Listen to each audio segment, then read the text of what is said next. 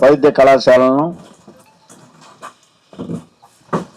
ప్రైవేటీకరణ చేయటాన్ని వ్యతిరేకిస్తూ రాష్ట్ర వ్యాప్తంగా కోటి సంతకాల స్వీకరణలో భాగంగా ఈరోజు కుర్తిపాలెం గ్రామానికి రావడం, మరి ఇక్కడ సర్పంచ్ అధ్యక్షతన ఈ కార్యక్రమానికి శ్రీకారం చుట్టడం జరిగింది. మరి ముఖ్య అతిథిగా వచ్చేసినటువంటి గౌరవనీయులు పెద్దలు మాజీ మంత్రివర్యులు కోవూరు నియోజకవర్గం వైఎస్ఆర్ కాంగ్రెస్ పార్టీ ఇన్ఛార్జ్ అయినటువంటి నల్లపురెడ్డి ప్రసన్న కుమార్ రెడ్డి గారికి, మరి వేదిక ముందు ఉన్నటువంటి విజయన్న గారికి, అదేవిధంగా శ్రీనివాసరెడ్డి గారికి, నరేంద్ర రెడ్డి గారికి, ఇక్కడ ఉన్నటువంటి మండల నాయకులకు, స్థానిక సంస్థల ప్రజాప్రతినిధులకు, వైఎస్ఆర్ కాంగ్రెస్ పార్టీ సీనియర్ లీడర్లకు, గ్రామస్తులకు, మహిళలకు, పాత్రికేయ సోదరులకు అందరికి కూడా ప్రత్యేక ధన్యవాదాలు తెలుపుకుంటా ఉన్నాం. ఇప్పుడు దాకా కూడా పెద్దలు మాట్లాడినారు రాష్ట్రంలో జరుగుతున్నటువంటి పరిస్థితి గురించి. ఎన్నికల్లో చెప్పినారు, చెప్పని అబద్ధం చెప్పకుండా మరి అది చేస్తాం ఇది చేస్తాం, పేదలకు మా ప్రభుత్వం వస్తేనే సంక్షేమాలు అంతాయి, అభివృద్ధి బ్రహ్మాండంగా చేస్తామని చెప్పినారు. ఎన్నికల సమయం అయింది, 18 నెలలు దాటింది, ఇచ్చిన హామీలు ఎట్టపోయినాయో గాలికి పోయినాయి. అభివృద్ధి అంటూ ఏమి లేదు. అభివృద్ధి ఏదైనా ఉందంటే సెంట్రల్ గవర్నమెంట్ ఇచ్చేటువంటి ఏదైతే 15th ఫైనాన్స్ నుంచి వచ్చేటువంటి సర్పంచులకు వచ్చాయి, ఎంపీటీసీలకు వచ్చే ఫండ్స్, అది కాకుండా ఎన్ఆర్జీస్ ఫండ్స్ ఉంటే వాటి ద్వారానే అవుతున్నాయి. కానీ స్టేట్ గవర్నమెంట్ నుంచి ఫలానే నిధుల నుంచి ఈ యొక్క కాన్స్టిట్యున్సీకి కానీ జిల్లాకు కానీ ఏదైనా సరే తీసుకొచ్చిన దాఖలాలు ఎలాంటివి లేవు. ఇప్పుడు ఏమైనా పనులు జరుగుతున్నాయంటే గత ప్రభుత్వంలో జగన్మోహన్ రెడ్డి గారి ప్రభుత్వంలో శాంక్షన్ అయినటువంటి పనులే నియోజకవర్గంలో కొనసాగుతూ ఉన్నాయి. ఇవన్నీ వాస్తవాలు. ఇవన్నీ అవి పక్కన పెట్టకపోగా మరి ఆ రోజు వైఎస్ జగన్మోహన్ రెడ్డి గారు రాష్ట్ర పరిస్థితిని చూసి 2 సార్లు కోవిడ్ వచ్చినప్పుడు కనీస హాస్పిటల్ వసతులు లేక ఎంతోమంది ప్రాణాలు కోల్పోయినప్పుడు ఒక నిర్ణయం తీసుకొని ఈ రాష్ట్రానికి ప్రభుత్వ కళాశాలలో వైద్య కళాశాలలు అవసరం, తద్వారా సూపర్ స్పెషాలిటీ హాస్పిటల్ వస్తాయి, మరి ఇటువంటి ఏదైనా సంభవించినప్పుడు మరి ఎక్కువ మందిని మనం కూడా కాపాడగలమనే ఒక మంచి ఉద్దేశంతో స్వతంత్రం వచ్చిన నాటి నుండి ఇప్పటి వరకు కూడా మరి ఎన్నడూ లేనిది, మరి ఎవరు చేయని విధంగా 17 గవర్నమెంట్ కాలేజీలని ఈ యొక్క రాష్ట్రానికి తీసుకురావడం జరిగింది. దాంట్లో నేపథ్యంగా 5 కాలేజీలు పూర్తి చేసుకొని ఈరోజు కూడా దాంట్లో క్లాసులు జరుగుతూ ఉన్నాయి. మరి ప్రారంభించడం ఆ ప్రభుత్వం ఉండగానే ప్రారంభించడం, 2 అయితే పూర్తి చేసుకొని ప్రారంభించుకోవడానికి రెడీగా కూడా ఉన్నాయి. 10 కళాశాలలు వివిధ దశల్లో కూడా మరి కన్స్ట్రక్షన్ జరుగుతూ కూటమి ప్రభుత్వం ఏర్పడ్డ తర్వాత ఎక్కడ ఉన్నటువంటి వాడిని అక్కడనే కూడా స్టాప్ చేయడం జరిగింది. మరి ఇప్పటికే 18 నెలలు పూర్తయితే 2,47,000 కోట్లు ఈ రాష్ట్ర ప్రభుత్వం మరి తండ్రి కొడుకులు మరి అప్పు తీసుకురావడం జరిగింది. గతంలో మొత్తం జగన్మోహన్ రెడ్డి గారు 5 సంవత్సరాలు పరిపాలించి చెప్పిన సంక్షేమాలన్నీ ఇచ్చి అభివృద్ధి ఓ పక్క చేస్తూ ఉంటే కూడా 3 లక్షల కోట్లు అప్పు చేశాడు ఆయన. మరి ఈ యొక్క 2,47,000 కోట్లు అప్పు తీసుకొచ్చి ఏ పేదవారికి ఒక సంక్షేమం ఇవ్వకుండా కేవలం 1వ తేదీ ఇచ్చేటువంటి పెన్షన్తోనే సరిపెడుతూ మరి కళాశాలలు కట్టడానికి మా దగ్గర డబ్బులు లేవు, పీపీపీ పద్ధతి ద్వారా మరి ప్రైవేటు వాళ్ళకి ఇస్తాం, తద్వారా ఈ యొక్క కాలేజీలన్నీ కూడా ప్రైవేటీకరణ చేస్తారని చెప్పి ఒక దురదృష్టకరమైనటువంటి ఒక నిర్ణయం తీసుకున్నారు. దీన్ని వ్యతిరేకిస్తూ జగన్మోహన్ రెడ్డి గారు రాష్ట్ర వ్యాప్తంగా పిలుపునిచ్చినాడు. మరి ప్రతి ఒక్కరు కూడా వైఎస్ఆర్ కాంగ్రెస్ పార్టీ మరి అందరూ శ్రేణులు కూడా బయటకు వచ్చి ఈ కార్యక్రమాన్ని శ్రీకారం చుట్టి ఇది ఒక మంచి కార్యక్రమం, ఏ ఒక్క పార్టీకి సంబంధించింది కాదు, పార్టీ అందరూ కూడా చాలా అన్ని పార్టీల వాళ్ళు కూడా దీంట్లో చాలా మంది కూడా పాల్గొంటున్నారు. ఏ ఒక్క పార్టీకి కానీ ఏ ఒక్క కులానికి మతానికి సంబంధించింది కాదు, ఇది రాష్ట్ర భవిష్యత్తు.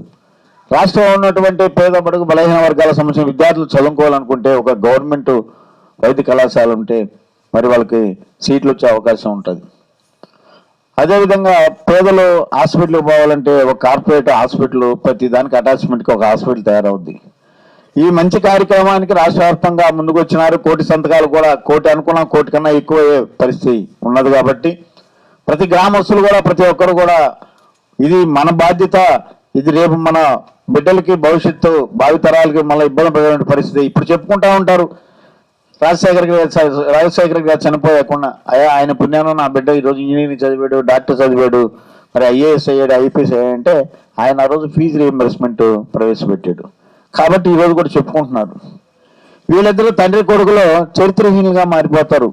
పలానో టైంలో ప్రైవేటీకరణ చేసేది, అందుకని మా బిడ్డలకి ఈ యొక్క ఎంబీబీఎస్ సీట్లు రాకుండా పోయాయని. కాబట్టి మేము చెప్పేది ఏంటంటే ఇకనైనా ప్రభుత్వం ఈ ప్రైవేటీకరణ ఇస్తున్నారు, అన్ని అమ్మేసుకుంటున్నారు, 99 పైసలకు అమ్ముతున్నారు, ఊరికినే ఇస్తున్నారు. విలువైనటువంటి 400 కోట్లు 300 కోట్లు అయినటువంటి ఎకరాలను కూడా వాళ్ళకి వాళ్ళకి కావాల్సినటువంటి సామాజిక వర్గానికి, వాళ్ళ స్నేహితులకి, వాళ్ళ బంధువులు కూడా దారాదత్తం చేసేస్తూ ఉంటారు. రాష్ట్రాన్ని కూడా కొన్ని రోజులుంటే అమ్మేసే పరిస్థితి ఉంది. మరి ఏ రాష్ట్రంలో మరి ఏ ఒక్కరు హ్యాపీగా లేరు.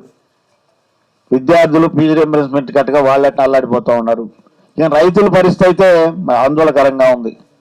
మరి ఏ ఒక్క పంట వేసినా కానీ దానికి సంబంధించినటువంటి మద్దతు ధర లేక నానా ఇబ్బందులు పడుతున్నారు. మహిళలు 3 గ్యాస్ సిలిండర్ 10 సంవత్సరాలు అన్నారు. ఎన్ని గ్యాస్ సిలిండర్లు ఇచ్చారో మరి వాళ్ళకే తెలియాల. అన్ని కార్యక్రమాలు చెప్పినాయి, ఏ ఒక్కటి కూడా తీర్చకుండా మరి అన్నీ చేసాం, సూపర్ సిక్స్లు చేసామని చెప్పేసి 1వ తేదీ వస్తారమ్మా ఓయమ్మ సినిమా షూటింగ్ లాగా వచ్చేస్తారు. అదేంటంటే పెన్షన్లు ఇవ్వడానికి, ఆ పెన్షన్లు ఇచ్చేసేసి ఆ చేతులు కడిగేసుకొని మళ్ళీ వచ్చిన కారులు వెళ్ళిపోతూ ఉంటారు. అదే మనకు ఫంక్షన్ అయినా కానీ పెన్షన్ అయినా ఏదైనా కానీ ఆ కార్యక్రమం తప్పితే ఇంకే కార్యక్రమం ముఖ్యమంత్రి మొదలుకొని ఇక్కడ ఉన్న శాసనసభ్యులు అయితేనే, మంత్రులు అయితేనే ప్రతి ఒక్కరు కార్యక్రమం కూడా ఏమైనా చేస్తున్నారంటే కేవలం పెన్షన్ పంపిణీ.